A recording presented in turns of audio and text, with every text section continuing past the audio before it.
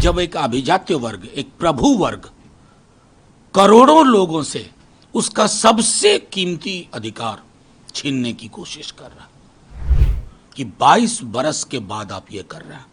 उस वक्त क्यों शेल्व किया गया था इसको, और आज जब इसको आपने शुरू किया तो कोई पोजीशन पेपर, कोई कंसल्टेशन, वो दिखाइए ना, उस पर चुप्पी थी। सब कुछ आधार से लिंक हो रहा है देश में। आप कह रहे हैं आधार इस केस में निराधार है, तो जाहिर तौर पर कुछ तो है जिसकी पर्देदारी है, और वो पर्दा रहेगा नहीं। आज का अखबार पढ़ लें, वो एक अंग्रेजी दैनिक में बिहार के संदर्भ में लोगों के हाहाकार का जिक्र। यही हमने उनसे कहा था कि 22 बरस के बाद आप ये कर रहे हैं। उस वक्त क्यों शेल्व किया गया था इसको, और आज जब इसको आपने शुरू किया तो कोई पोजीशन पेपर, कोई कंसल्टेशन, वो दिखाइए ना, उस पर चुप्पी थी।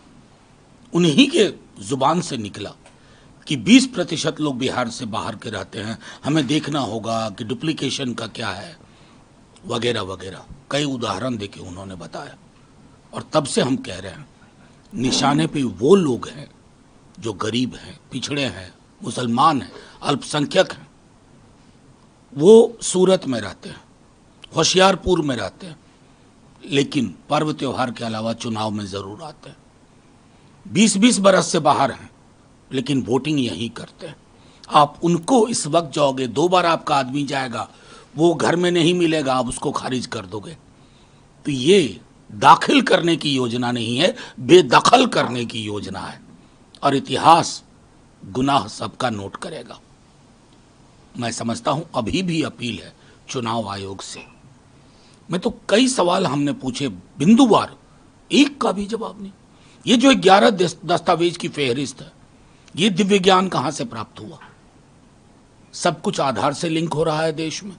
आप कह रहे हैं आधार इस केस में निराधार है, तो जाहिर तौर पर कुछ तो है जिसकी पर्देदारी है, और वो पर्दा रहेगा नहीं। मुझे पता नहीं है चिराग जी ने पढ़ा है कि नहीं इसको पूरा, क्योंकि मैं जानता हूं कि रामविलास जी का जो जनाधार रहा है वहां हाहाकार मचा हुआ है।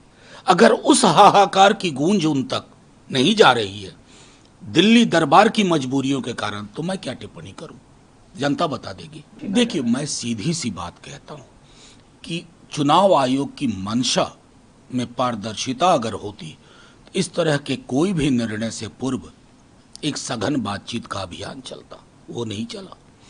टाइमलाइन आप देख लीजिए, 24 जून को आपने यह फैसला किया, 25 जून से आपने ये कार्रवाई शुरू कर दी।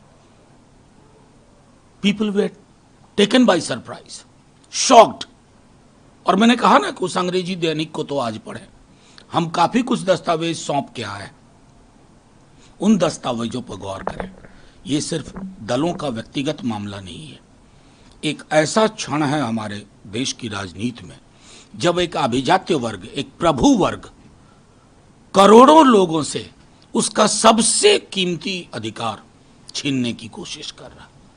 देखिए, मैं एक ही बात कहूंगा, ओवैसी साहब मूलतः में उनका बेस हैदराबाद में है। उनके चुनाव लड़ने से क्या होता है, नहीं होता है, ये ओवैसी साहब भी जानते हैं, उनके सलाहकार भी जानते हैं। अगर आपकी मंशा है कि बीजेपी की अधिनायकवादी चरित्र को शिकस्त दी जाए, अगर नफरत की उनकी राजनीति को शिकस्त दी जाए, तो कई दफा चुनाव ना लड़ने का फैसला भी, मैं इसलिए तो कह रहा हूं, आप दोबारा मुझसे वही कहवा रहे हैं।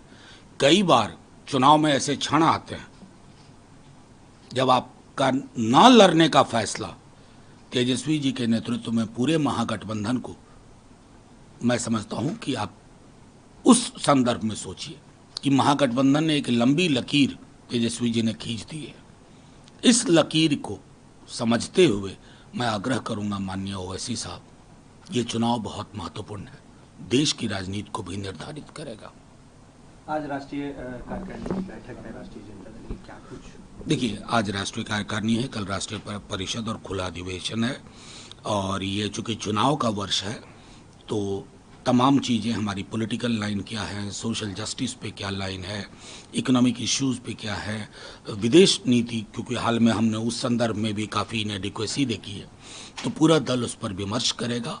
और किसी भी दल के लिए ये जो अवसर होता है बहुत महत्वपूर्ण होता है।